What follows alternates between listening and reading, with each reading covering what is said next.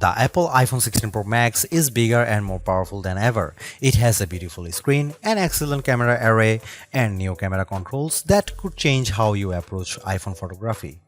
Power and battery life both get a boost to make this the big screen smartphone of your dreams. Apple Intelligence offers some useful and intriguing features, but it's not yet the thing that will or should drive upgrades. Still, if you have been holding on to an iPhone 12 or 13 Pro Max, this is probably the moment for a big screen upgrade. I know everyone wants to talk about Apple Intelligence, but it's the changes to the core iOS 18 platform that will have the biggest impact on your iPhone 16 Pro Max day-to-day use. Photos, for instance, has gotten a huge overhaul, and one that I'm not entirely sure makes it better. It's a situation of who moved my cheese, as many of your core features may have shifted or been replaced. The Photos app now defaults to search and collections, which might throw people who are expecting to see their photo library. Still, if they get used to using search for some natural language queries that yield useful image results, they might be pleasantly surprised. The iOS interface is now more customizable, and if you want, you can leave spaces in your app grids. You still can't place an app icon in space that, say, straddles two spaces in the invisible grid, but I think people will appreciate this new level of flexibility. Apple seems a bit obsessed with summarization. Summaries exist in writing tools and in the new Safari, which has a slightly hidden highlights feature. Look for a tiny hamburger menu on the left side of the address bar. You can use that to turn it on, and it will take, for example, a lengthy New Yorker article about Ronald Reagan and condense the thousands of words into a paragraph summary. Impressive. So, I worry that such a boil down might leave out important nonsense. There's even a new passwords app that consolidates and surfaces all the password feature Apple has previously hidden in features like keychain. Now you have an easy to access app to manage sometimes confusing password and security word. One of my favorite new iOS 18 features is Math Notes. Inside Notes, you can scribble any question, and when you put an equal sign at the end of it, Math Notes automatically solves it and writes the answer in what will look just like your own penmanship. It's a smart bit of machine learning. None of this is as sexy as Apple Intelligence, but this and the myriad of other changes coming with iOS 18 might be more readily practical than what you can currently do with Apple's AI efforts.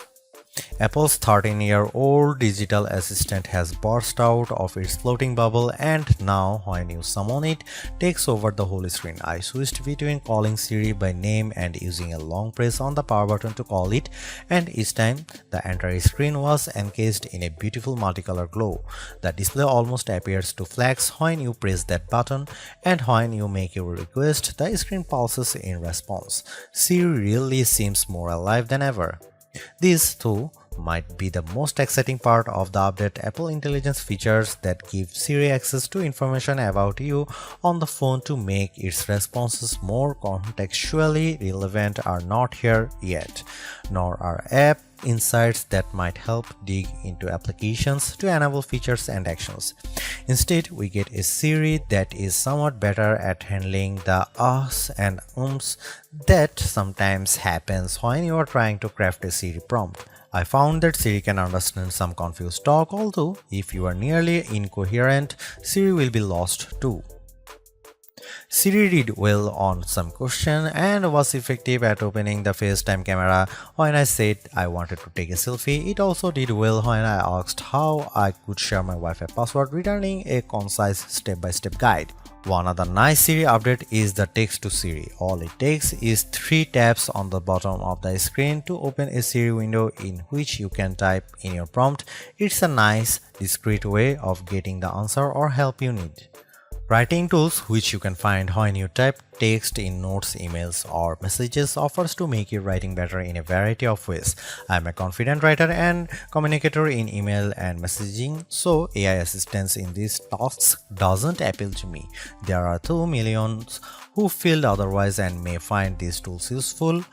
I noticed how while writing tools offers to make your text more professional, concise and friendly, it does a stellar job of never losing a misconstructing the meaning of your original text. Photos is where Apple Intelligence shines.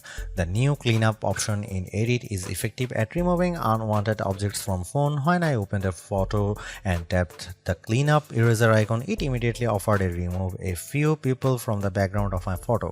I wanted to keep them, so I choose an object I wanted to remove, drawing over it. Precision is not a necessity. I drew over parts of it and cleanup identified the complete object.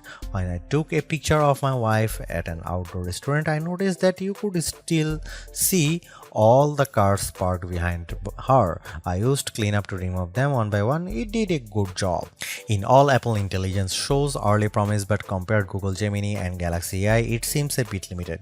Siri still doesn't have that open LLM feel where you could ask it almost any question or solve any problem. There is no AI image generation, not even the promised Gen emojis. It's still an English-only tool, and the promised third-party integration with ChatGPT and potentially Gemini have yet to materialize. It's a good effort, but this version of Apple Intelligence is not the one that will spark a billion upgrades. While Apple hasn't radically changed the iPhone's camera array, there are enough changes in hardware, software, and image processing, along with the aforementioned camera control button to make the imaging system feel fresh and new. On paper, we have just one notable megapixel upgrade, the 48-megapixel ultra-wide camera, which will not only improve wide-angle shots but has a measurable impact on macro quality. Still, even though Apple didn't squeeze a much higher pixel count into the main camera, it did upgrade the sensor and is promising much faster shutter speeds, and the autofocus is now enhanced with dual autofocus sensors. These are the kinds of incremental changes that should improve both the experience of using the quality delivered by the main camera sensor, but they are also hard to measure. More on that in a bit. The 12-megapixel 5x optical zoom is essentially unchanged from last year's iPhone 15 Pro Max. The biggest news here is found not on this phone but on its little brother, the iPhone 16 Pro, which also gets the Tetra Prism lens. Last year's Pro model was stuck with a just 3x optical zoom camera. Similarly unchanged is the 12-megapixel FaceTime camera on the front. Here are some camera samples of iPhone 16 Pro Max.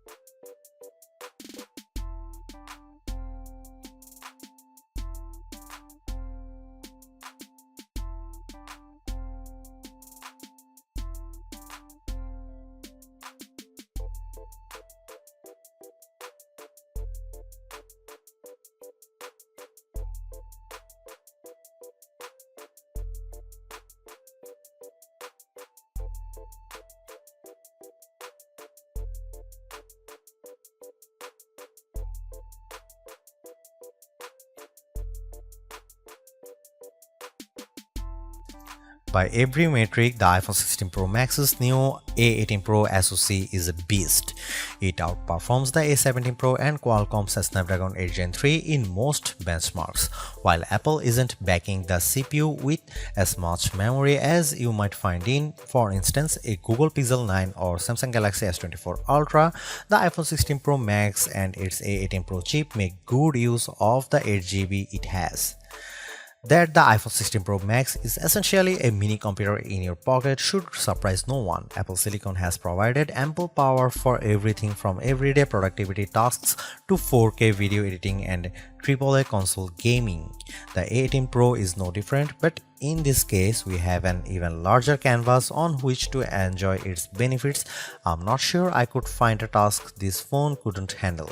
If I have one criticism, it's that the phone does seem to get a bit warm during, for instance, gameplay and video editing in CapCut.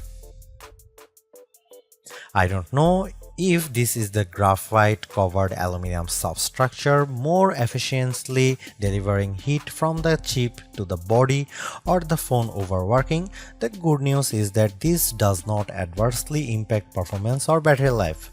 Call quality was good, and I am pleased to see that this is now a future-leaning platform with Wi-Fi 7 support. There's also Bluetooth 5.3 support and second-generation ultra-wideband. It helps in my Find My app, which I used when I purposely misplaced my new AirPods 4.